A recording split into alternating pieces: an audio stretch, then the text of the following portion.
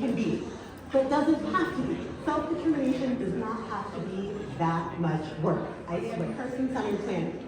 You may not have seen a person-centered plan before, and that's okay. If you haven't, I actually do have some examples at my booth. But today, I aim to explain all the benefits of having an outside person-centered plan completed, so that you want to have one completed for yourself or your loved ones. And I also plan to make sure that you know what an independent facilitator is, and you understand the benefits of having an outside independent facilitator, as well as how you can find one if you're interested. Next slide, please.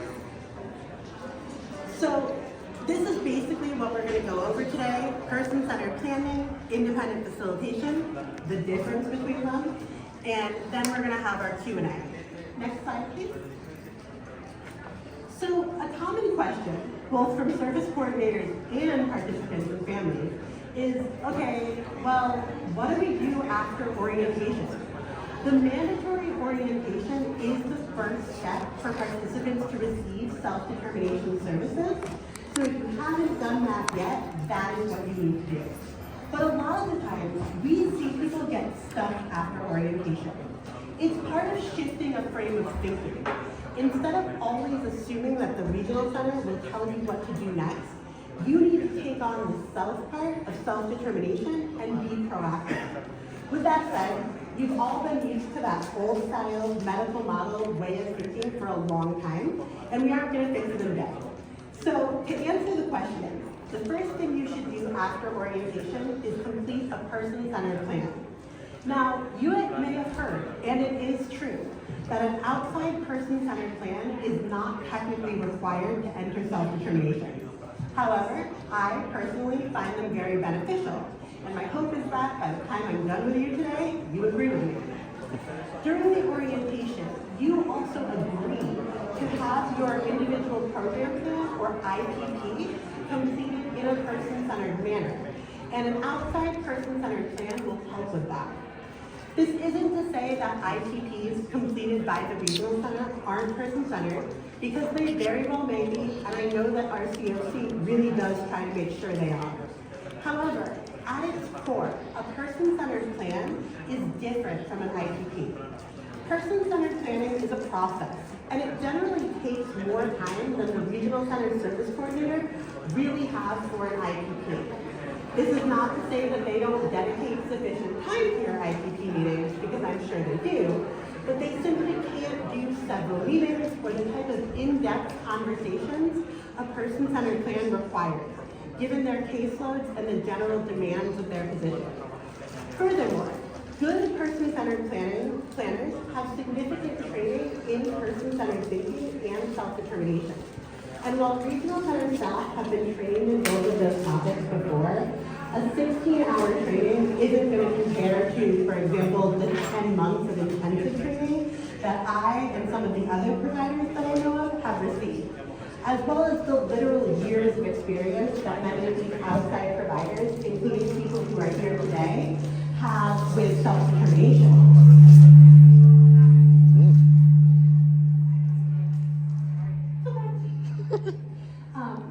I often say that speaking regional center, which the regional center staff do really well, is like speaking a different language. Speaking self-determination and person-centered thinking on top of that is yet another language. And you really do need an expert to support you to learn the language. In addition, an IPP has a required focus on regional center services and the supports an individual needs. A person-centered plan, on the other hand, is a more comprehensive life plan that looks at goals, needs, likes, dislikes, preferences, and strengths, among other things, in a broader way. When done correctly, yes, it looks at regional center services, but also generic resources, or those services not funded by the regional center, which have to be used by law before any regional center funding in both the traditional and self-determination services. Truly, a person-centered plan is a unique opportunity to have someone from the outside take a look at an individual's life from a different lens, and it can be a celebration of them and a snapshot of a moment in time. If you are a family member of somebody with a disability, you might be thinking, I can do this myself. I know everything about them. Honestly, I don't doubt that you do know everything and you might be able to. But do you really want to do this yourself? No one can stop you from doing it yourself, to be clear. But I don't usually encourage it. And most of the independent facilitators that I know who have children of their own who receive regional center services typically do not complete their own child's person-centered plan. Why not?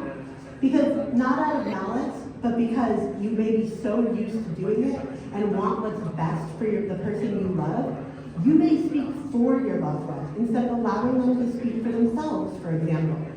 Having an outsider come in can help disrupt that narrative.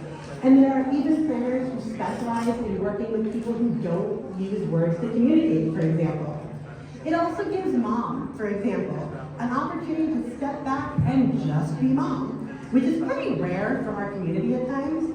And when you're advocating and you're pushing and you're trying, you may not realize how much work that is. But it can be a lot of work, and we encourage you to ask for help with that work, and do not just add more to your plate. Furthermore, remember that even people who are conserved and children can make choices, and regional center services are voluntary. We aren't here to force anyone to do anything, whether that be in traditional services or self-determination. Person-centered plans give people the opportunity to build, nurture, and benefit from their circle of support. They get to meet a new person who might become a long-term supporter.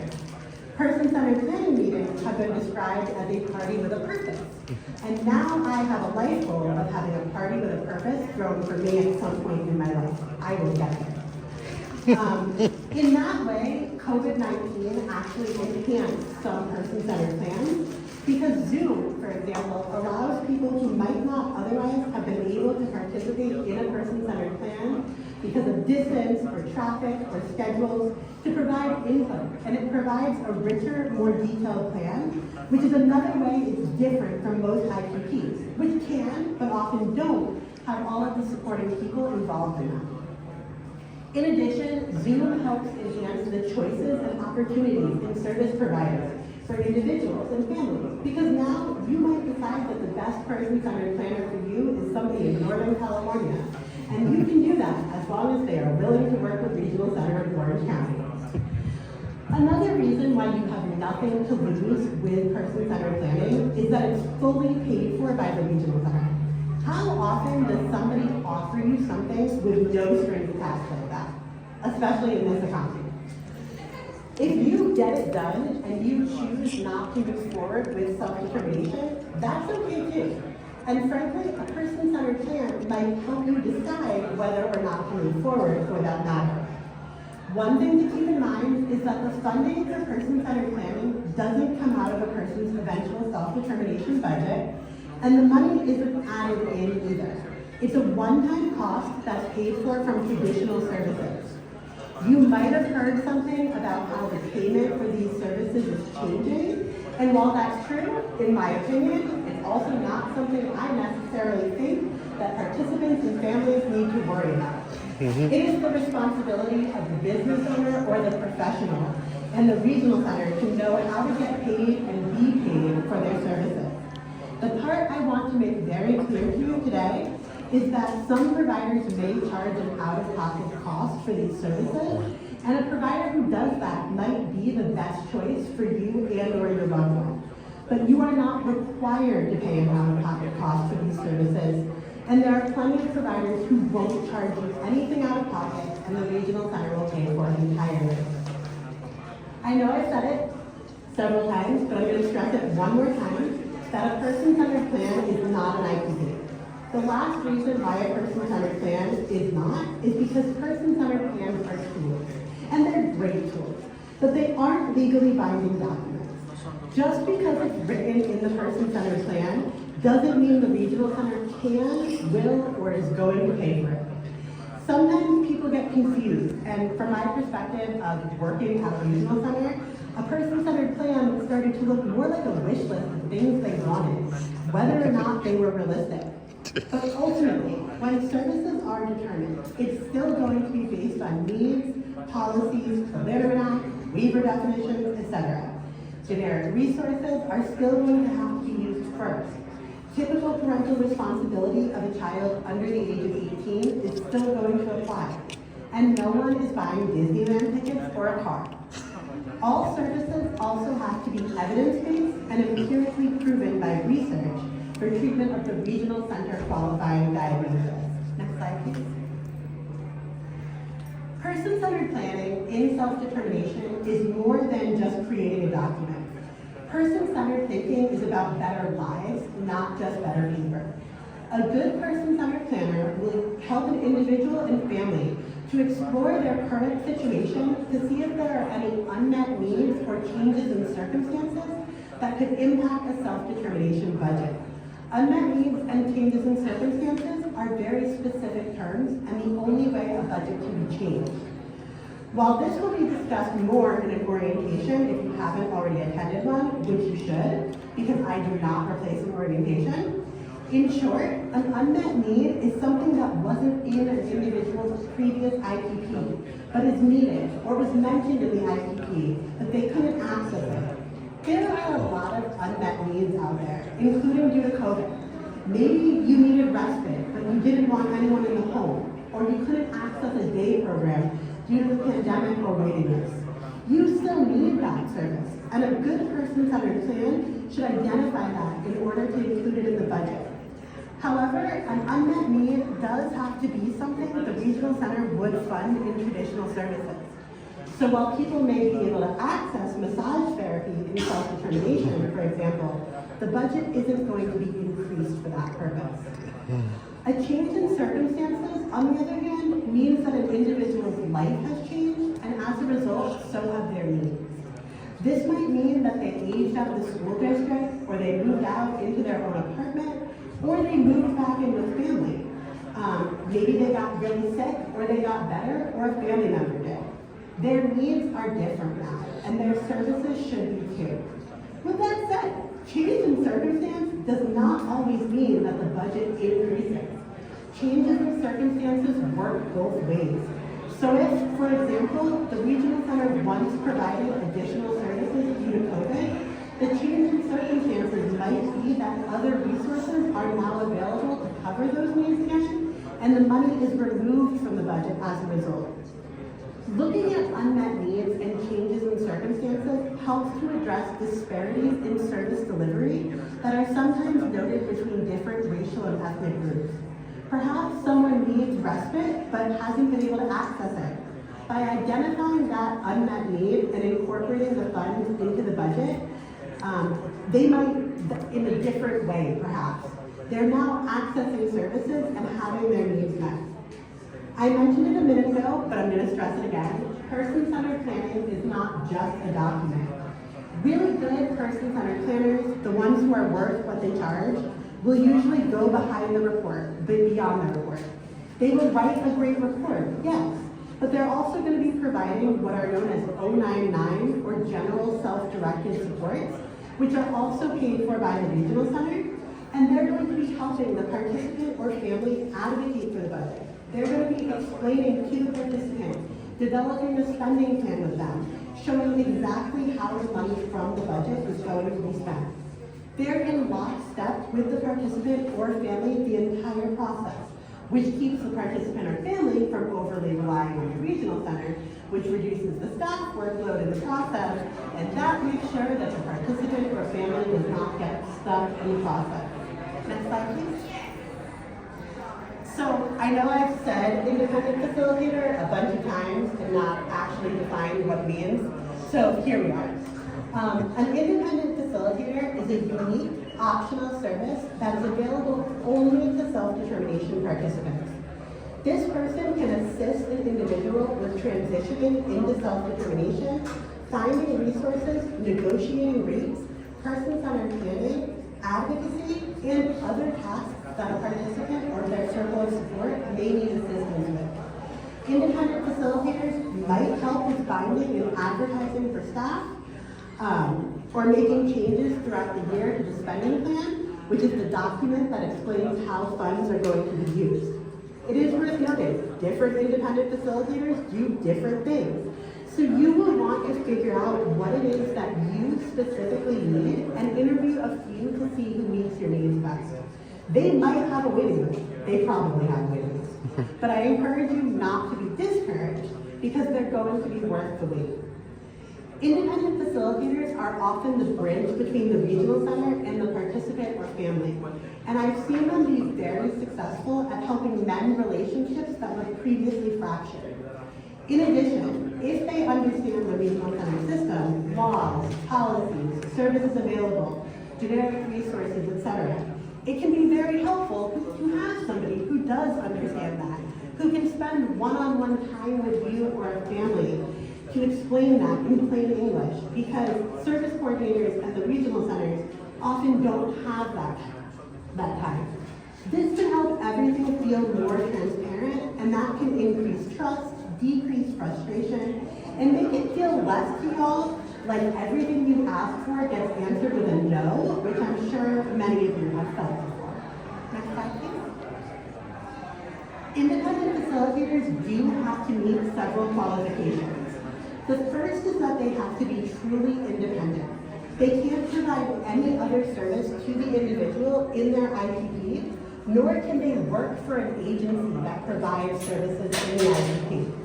This means that you cannot have a paid independent facilitator also be your respite worker. And your paid independent facilitator can't also work for your independent living skills agency or your day program, even if they don't work with the participant as part of the independent living skills program or the day program. Now, this is to make sure that their services are truly independent and that they won't receive any financial gains by, for example, referring to particular providers. It is allowable for somebody to be an in-home supportive services or IHSS worker for a participant, and also their paid independent facilitator.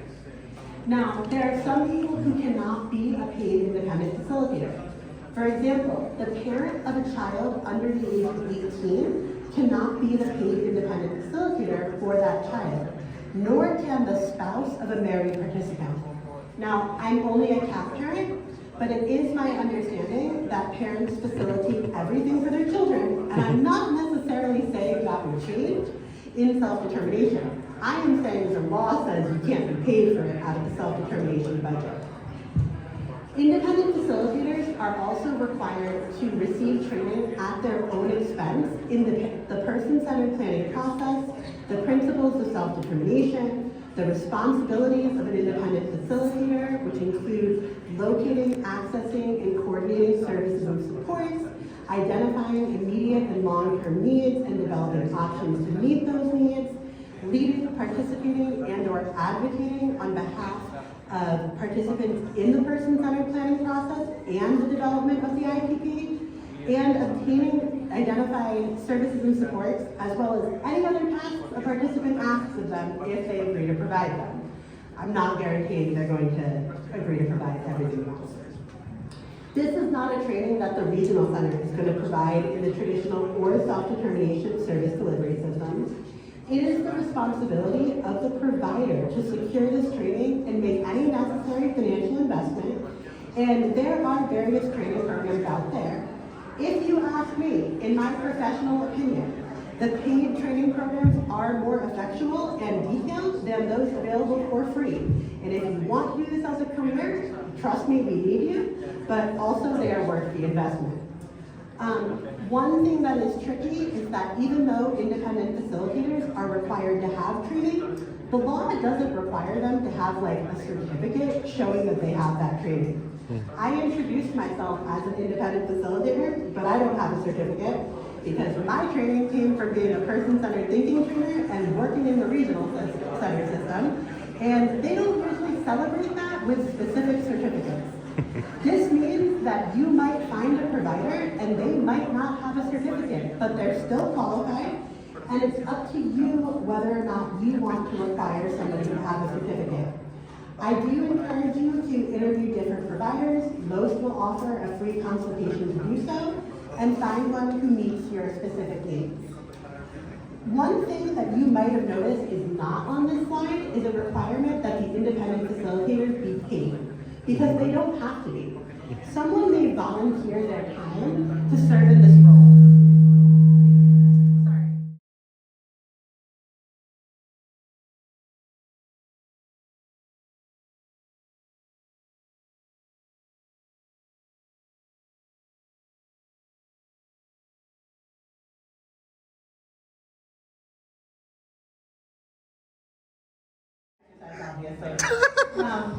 So somebody might volunteer their time to serve as the independent facilitator, and the law also states that a participant can choose their service coordinator to be their independent facilitator.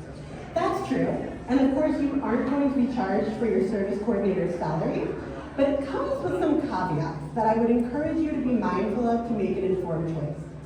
Realistically, given their workloads and caseloads, service coordinators are not going to be as able to be as individually attentive to a participant as an outside paid independent facilitator is going to be. And while I have no doubt that RCOC is working on this, they often do not have nearly as much experience and training on self-determination as an independent facilitator might. Keep in mind, less than 1% of the state's clients are in the self-determination program at this time. So your case may very well be your service coordinator's first self-determination case, and that doesn't mean the regional center did anything wrong. It's also not the role of a service coordinator to negotiate rates or directly hire staff, and while I'm sure they share resources with participants and families, by choosing someone within the regional center system, it's more likely that the resources and services you receive from a service coordinator as an independent facilitator will be from within the regional center system. Ultimately, it's my opinion and experience, both from working at a regional center and outside the system, that participants and families who choose an independent facilitator from the outside are able to access more creative supports, as many independent facilitators know of services that aren't specific to the regional center. And therefore, participants are better integrated into the community instead of only disability-specific services. I also encourage participants and families to have an outside experienced independent facilitator because again, it's an opportunity to expand the individual's circle of support, get an outside perspective on services, supports, and situations, and can allow you to have a resource with knowledge you may not necessarily have, particularly regarding the law, services, requirements, etc. In my experience, I have found that people who have outside independent facilitators and person-centered planners were the ones who were able to transition into self-determination most successfully and in a timely manner, and they were also the ones who were able to stay in self-determination successfully. Next slide, please. All right, so some of you may have gotten to the point where you were like, wait, those are totally the same thing. And in many ways, they can be. However, person-centered planning and general self-directed supports are for before the transition to self-determination has been completed, and it doesn't come out of your budget. Independent facilitation, ongoing, is for specifically after transition, and funding does come out of the budget. Some independent facilitators do person-centered planning and vice versa, some don't. Some person-centered planners only write the plan and they expect someone else to pick up and help the participant or family with the budget and spending plan to fully transition. Others assist all the way to transition, but they don't do anything else. Some person-centered planners become the individual's independent facilitator after transition. And yes, despite me saying that independent facilitators can't provide any other services, this does not count as a violation or conflict because person-centered planning and that payment is before the transition and the rule only applies once they're actually in self-determination. Some person-centered planners offer independent facilitation services, but the participant or family might choose to use a different independent facilitator after transition. What's going to be right for you or your loved one? That depends on your specific needs, and there is no easy answer, which is why interviewing different providers is so important, as well as speaking to other participants in the program itself to learn more about their experiences and get direct referrals and recommendations. There is a statewide Facebook group that has over 4,000 members in it. There is also a website called the California Self-Determination Network where you can find resources. Next slide, please. Sorry, Cynthia, I know it's always been good to drink. It's all right. I want to go a little bit, as one of my last slides, into the role of the service coordinator in self-determination and what you can expect from the regional center in this process.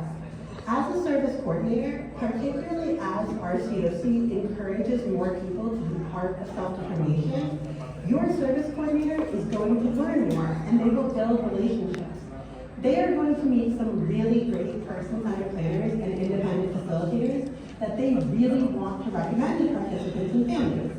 They're also probably going to meet some others. As hard as it is for them, they will not recommend person-centered planners or independent facilitators to participants and families.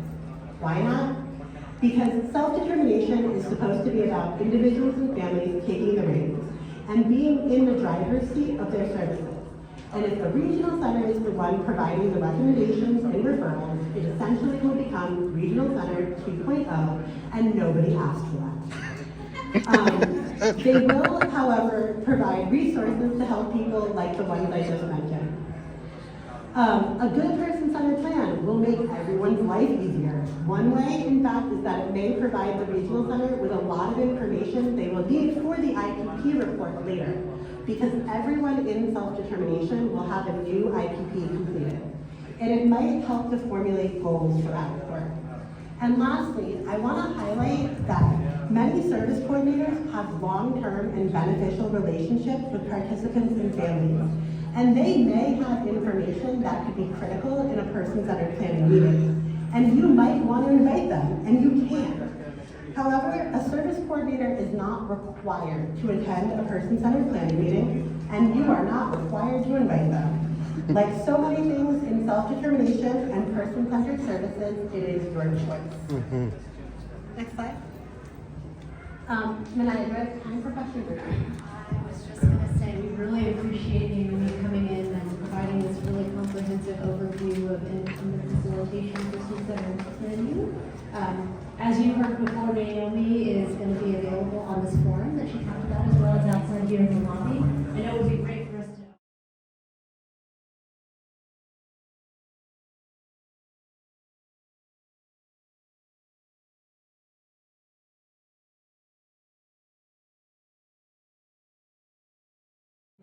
on fiscal management services. So we're going to thank Naomi very much for her time today.